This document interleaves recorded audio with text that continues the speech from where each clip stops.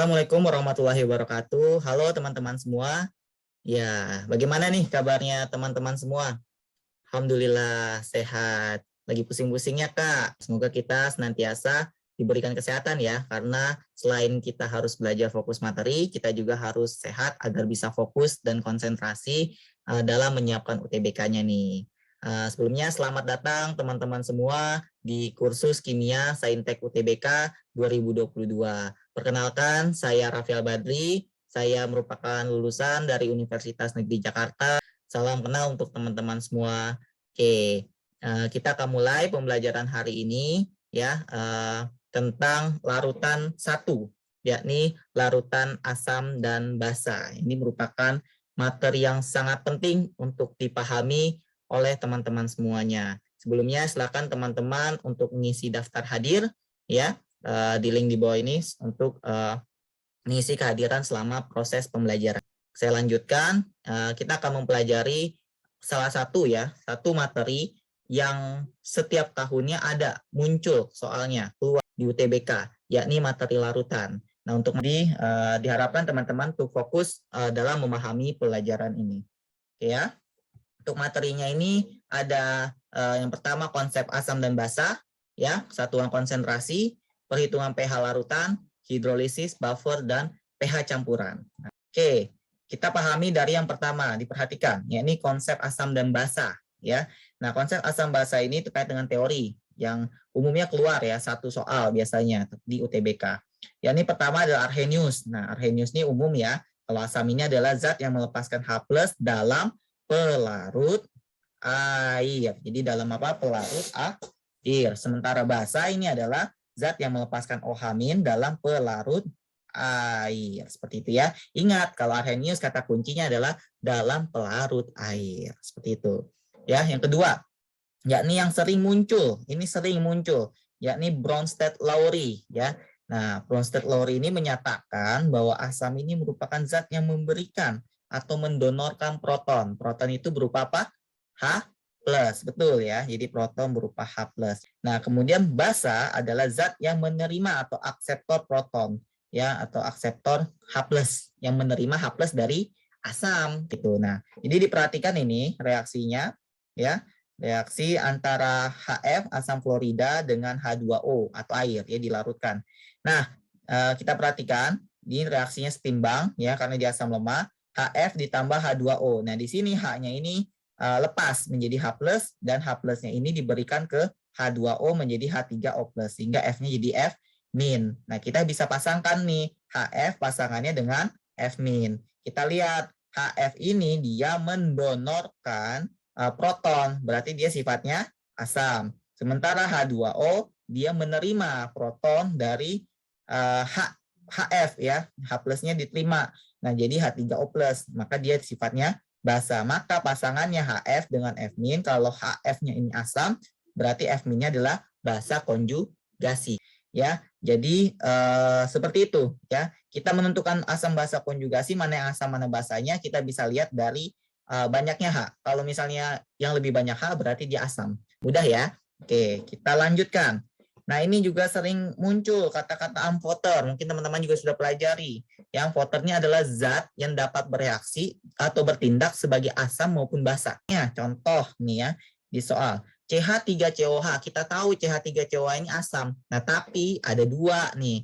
Ada yang pertama kondisinya CH3COH atau asam asetat ini dilarutkan dalam air. Yang kedua CH3COH ini dilarutkan dalam HClO4. Nah, tentu berbeda. Nah, kita lihat reaksinya. Ya, CH3COH ya dengan CH3CO-, berarti di sini CH3COH sama H2O kan jadi CH3CO-, berarti dia melepas H+ di sini ya.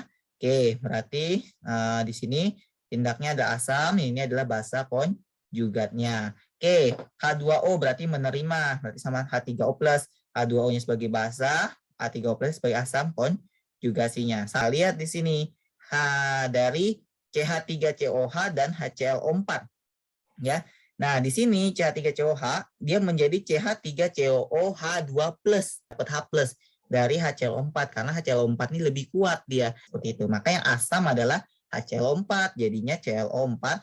Ini adalah asam, di sini adalah basa konjugasinya. Nah, Berarti CH3COH sama CH3COH2+.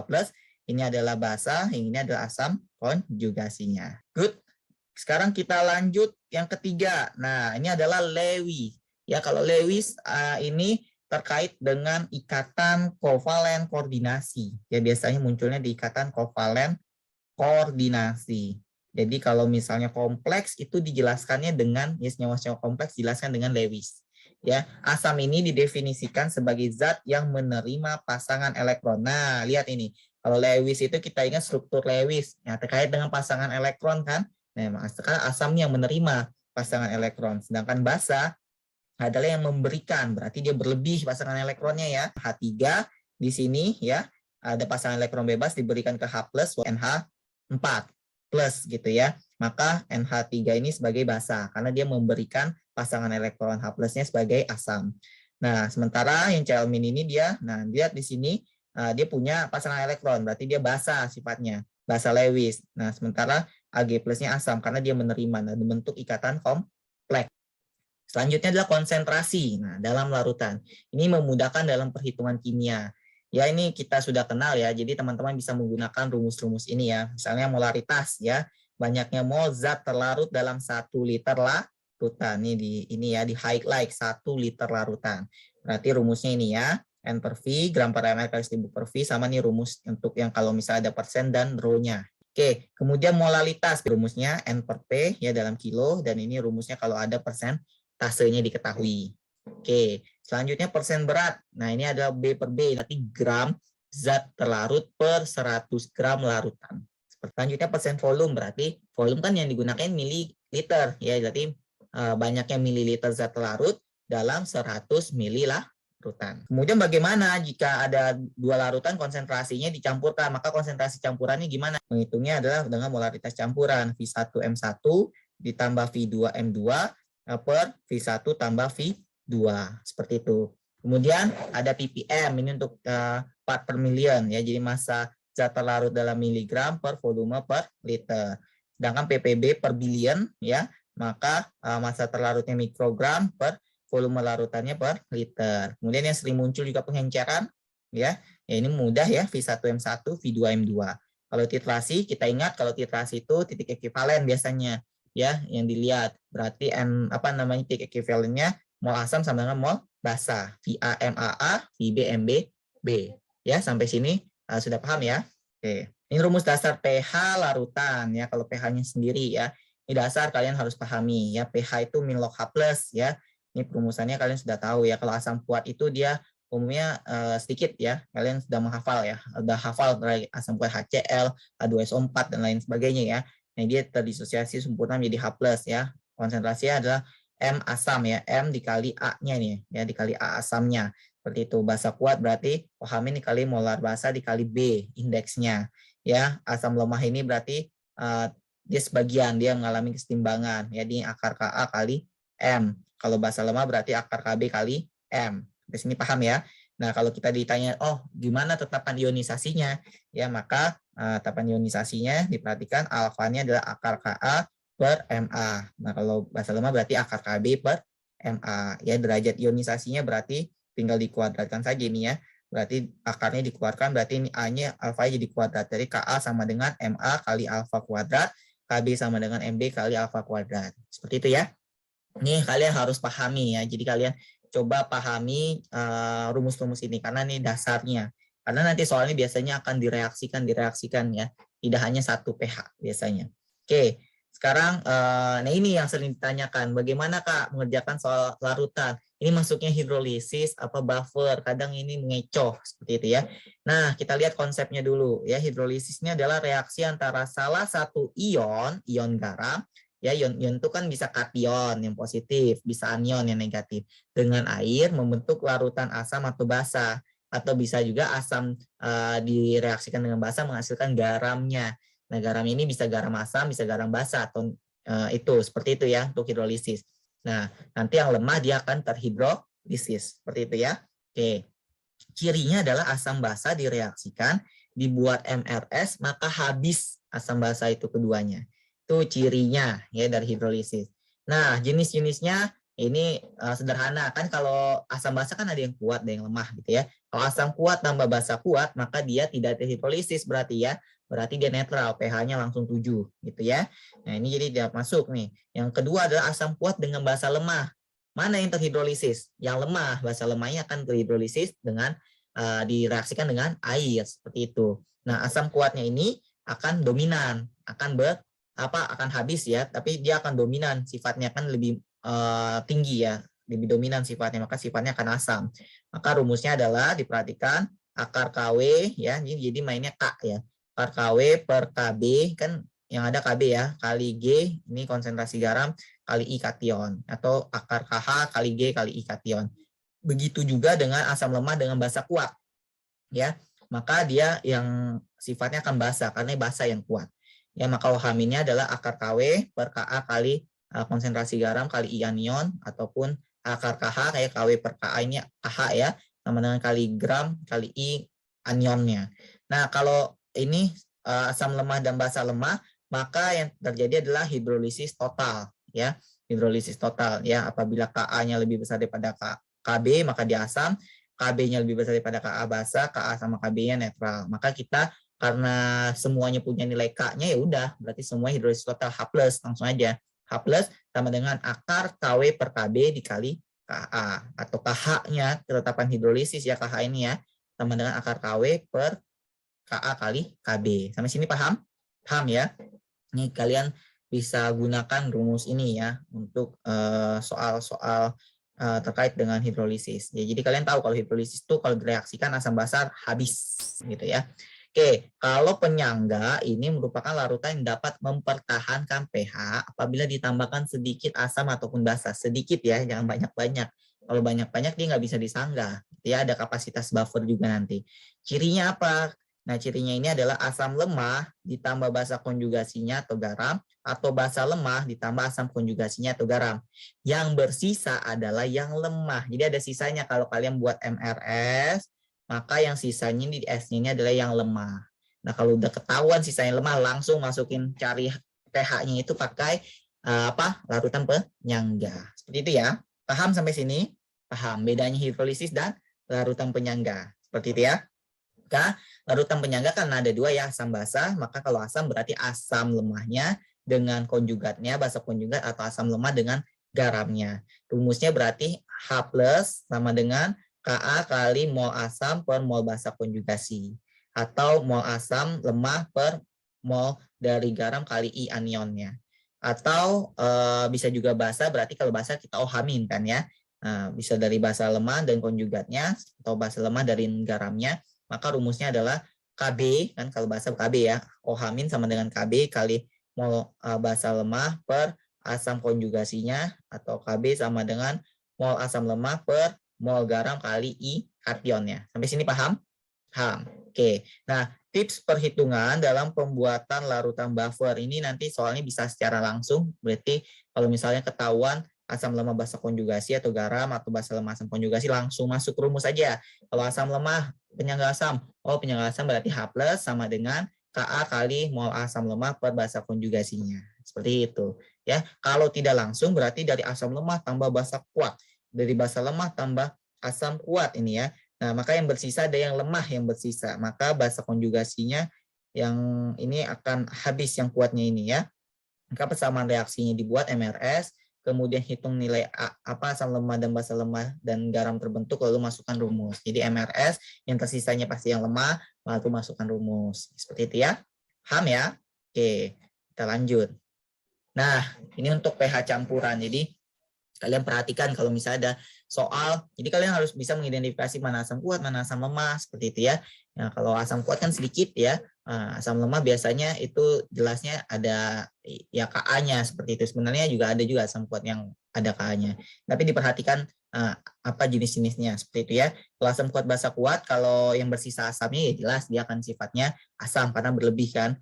Jadi molar asam kali A-nya. Kalau habis 7 pH-nya. Kalau basa kuatnya yang bersisa berarti ya basa OH- kita cari. Nah, sekarang kalau asam lemah basa kuat. Nah, kemungkinannya apa dari MRS-nya ini? Kemungkinannya asam lemahnya yang bersisa. Nah, berarti larutan penyangga.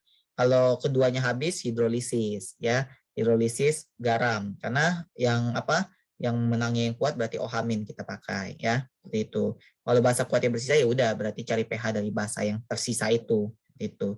Ya kalau asam kuat dan basa lemah, kemungkinannya asam kuatnya habis, asam kuatnya bersisa, maka H+-nya adalah mol asam sisanya kali indeksnya. Kemudian kalau habis berarti jelas hidrolisis. Nah, karena dia yang menang ini apa namanya?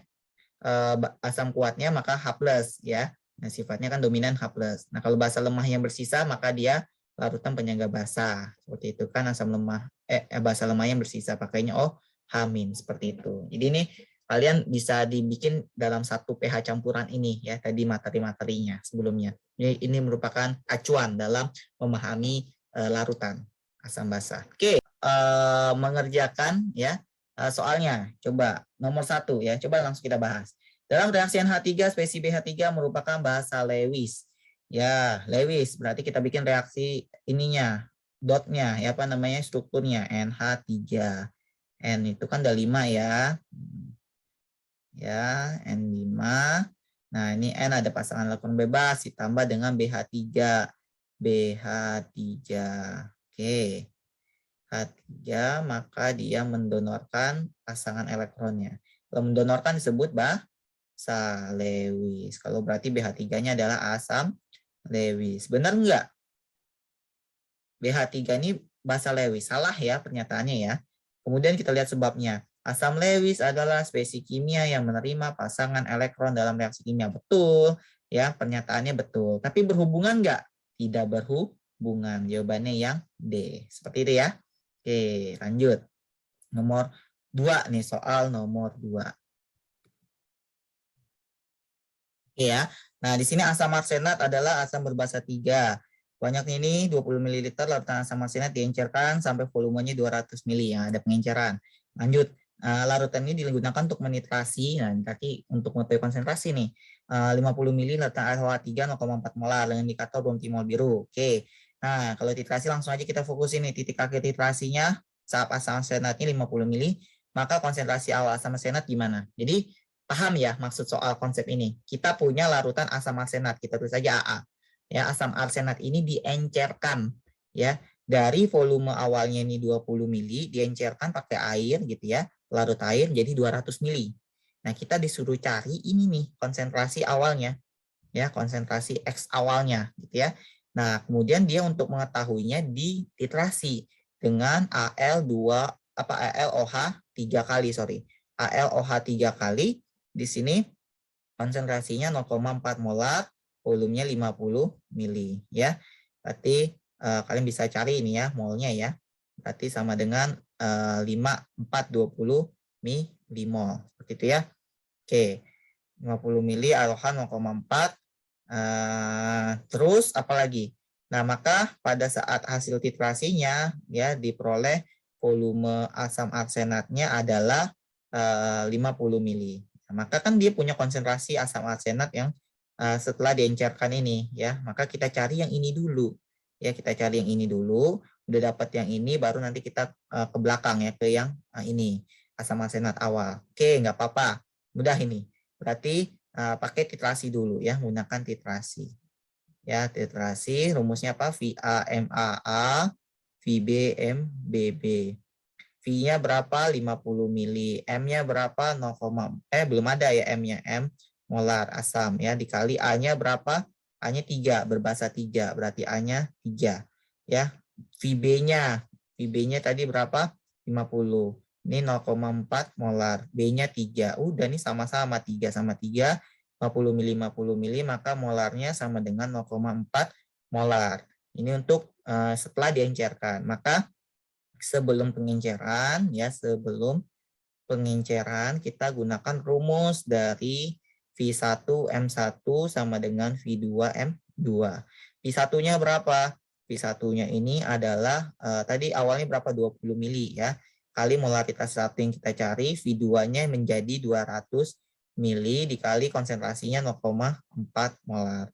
Ya, kita coret mili-mili, ini berarti sisa 10, berarti molaritasnya adalah 4 molar. Seperti itu. Paham ya? Jawabannya berarti yang D. Oke. Paham ya?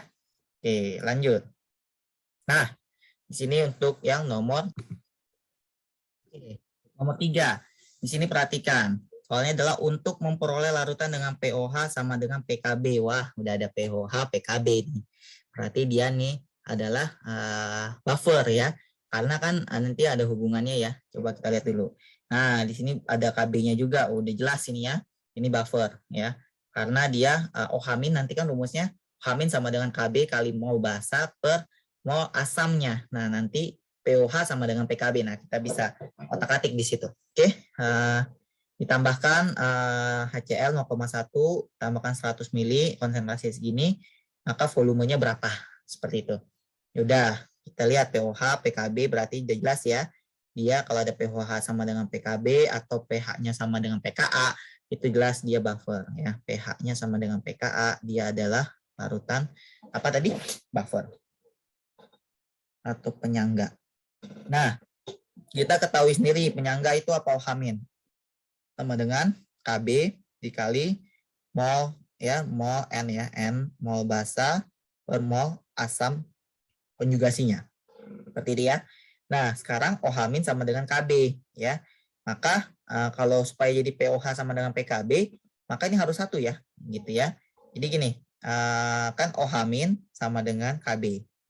Ya, berarti dikali 1 gitu ya. Kalau ini dijadiin min log OH- ya, kiri kanan dibikin sama dengan min log KB. Maka pOH sama dengan PKB. Masuk kan? Nah, maka ini harus 1 ya. Mol asam yang bulat ini sama dengan harus 1 ya. Supaya jadi pOH sama dengan PKB. Udah, kalau udah kayak gitu kita tinggal ini aja dari larutan ini nih ya.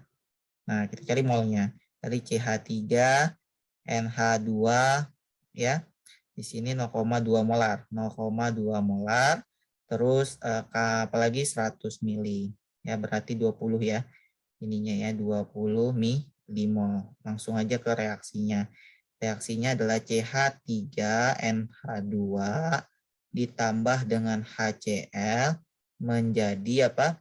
CH3NH3 ditambah Cl-. Reaksinya MRS gitu ya. Nah, di sini mol dari HCl juga bisa diketahui ya. Ini yang kita cari ya, 0,1 molar dikali volumenya kita tidak tahu. Ini yang kita cari. Berarti CH3NH2-nya ada 20 milimol. HCl-nya ada 0,1 kali V. Gitu kan molnya ya. Ini belum ada. Maka supaya jadi penyangga basa, maka yang harus habis HCl-nya dong. Ini 0,1 V, ini 0,1 V, ini 0,1 V, ini 0,1 V. Tambah ya. Ini 0,1 V, ini 0,1 V, ini habis ya. Nah, ini adalah 20 min 0,1 V. Kita ingat ya, mol basa per mol asamnya ini sama dengan 1. Berarti apa? Nah, ini ya, penting. Maka mol basa sama dengan mol asam. Mol basanya berapa? Di sini kita lihat nih mol basanya. 20 min 0,1 V. Mol asamnya berapa? Nih 0,1 V. Maka 20 sama dengan 0,2 V. V-nya sama dengan berapa? 100 mili. Seperti itu ya. Jawabannya adalah yang D. Itu. Paham ya? Paham. Ini kita agak sedikit mulai berlogika. Gitu ya. Oke. Selanjutnya adalah soal nomor 4. Ya, diperhatikan. Sebanyak 100 mili larutan HCOOH 0,2 molar. Campurkan dengan 50 mili NaOH 0,2 molar ke dalam larutan campuran tersebut ditambahkan 0,28 AMR-nya segini KOH padat. Berarti ada 2 reaksi nih ya. Pertama HCOH-nya direaksikan dengan NaOH, nanti jadi produk. Kemudian nanti mungkin ada yang bersisanya itu direaksikan dengan apa namanya? Dengan si KOH-nya ini ya. Tambahkan KOH padat ya. Jadi langsung di campuran itu langsung ditambahkan KOH padat. Gitu. Oke, kita langsung cari mol-molnya semua deh ya. Di sini ya. Kita cari mol-molnya HCOOH di berapa? 100 mili 0,2 molar, 20 milimol. Kemudian ini dari NaOH. NaOH sama dengan KA-nya kita simpan ya, kita keep nanti. OH sama dengan berapa tuh NaOH? 50 mili 0,2 molar. Berarti 10 ya, 10 milimol. Oke. Kemudian ada lagi KOH-nya, berarti 0,28 per 5 gitu ya. Oke, udah dapat semua. Kita bikin reaksi yang pertama. HCOOH, ya, diperhatikan. Ditambah NaOH, ya, menjadi HCOONA, ya, ditambah apa? Ditambah H2O, seperti itu. Maka MRS, gitu ya. HCOH-nya berapa tadi? 20, sini 10, nggak ada. Berarti ini 10 ya, 10, 10, 10. Nah, ini dia larutannya buffer. Ya, ini 10, ini 10. Ya, di sini adalah 20, sisanya 10. Nah, ini 10 sisanya di sini garam terbentuknya 10. Nah, ternyata 10-nya ini kan yang bersisa nih, HCOH. Dia direaksikan lagi dengan si KOH padat gitu ya. Jadi HCOOK tambah apa H2O. Seperti itu ya. Nah, maka MRS lagi gitu ya. Ada 2 garam nih yang terbentuk. Berarti HCOH-nya ada berapa? 10 ya. Dari sini turun ke sini 10. Ya, KOH-nya ada 5 tadi ya, nih 5 ya, berarti sini belum ada. Di sini berarti 5 ya. Berarti sisanya 5 ya, sini habis 5. Garamnya ada 2 ya, HCONA dan HCOO. Maka kita baru masukkan ke dalam rumus dari buffer ini. Buffer asam. Ya, karena H plus ya, ada Ka-nya. H plus sama dengan Ka dikali mol asam per mol garamnya gitu ya. Berarti Ka-nya berapa? Ka-nya sama dengan 10, berapa tuh? 1,8 kali 10 pangkat min 6. Min 4, sorry. Dikali mol asamnya. Mol asamnya ini adalah berapa? Mol asamnya yang di sini 5 ya. Kita ambil mol asam yang di akhir. Ya, 5 per ini garam yang terbentuk 15. Maka hasilnya ini 1/3 ya. 1/3 ya, berarti sama dengan 6 kali 10 pangkat min 5 gitu ya. Ya, berarti sama dengan